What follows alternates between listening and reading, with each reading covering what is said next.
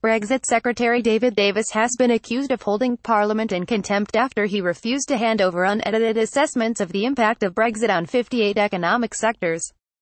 Commons Speaker John Bercow said Mr. Davis must explain his conduct to MPs without delay as Labour's shadow Brexit secretary accused the British government of ignoring a parliamentary vote to release the documents in. Whether he is in contempt of Parliament is a matter we will come to at some later date, but he is certainly treating Parliament with contempt. Cert said. The row came as the Daily Telegraph reported that Britain and the European Union have reached agreement on the Brexit divorce bill, with London expected to pay more than €50 billion. The paper reports that, although the two sides have agreed a methodology to calculate it, the final sum will only be agreed at the end of negotiations. The divorce bill is one of three priorities in the first negotiating phase, along with the rights of EU citizens in Britain and British citizens in the EU, and the impact of Brexit on Ireland. The EU insists that talks cannot move on to the next stage, the future relationship between Britain and the EU, until sufficient progress has been made on all three priorities. The two sides are close to agreement on citizens' rights, and an agreement on the divorce bill would leave the future of the border as the biggest obstacle in the way of agreeing next month to move on to the next phase of talks.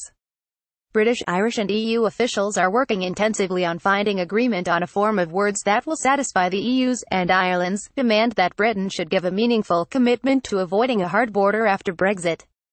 Theresa May's government has acknowledged that more progress is needed before next month's EU summit, and former Foreign Secretary and Conservative leader William Hague suggested on Tuesday that Britain must acknowledge that Northern Ireland's circumstances are unique.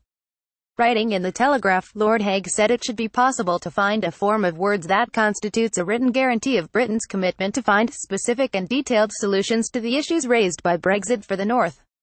Any solution must flow from the Belfast Agreement and what is needed to uphold it in its entirety. But sweeping solutions are unlikely to deliver that. What is required is a granular matching of problem with solution, in the light of what matters in practice on the island of Ireland. That will entail some flexibility from the UK, but also from the EU on how rigidly it regards its rules, and given what is at stake here, those with a sense of responsibility in the EU should be ready for that, he wrote.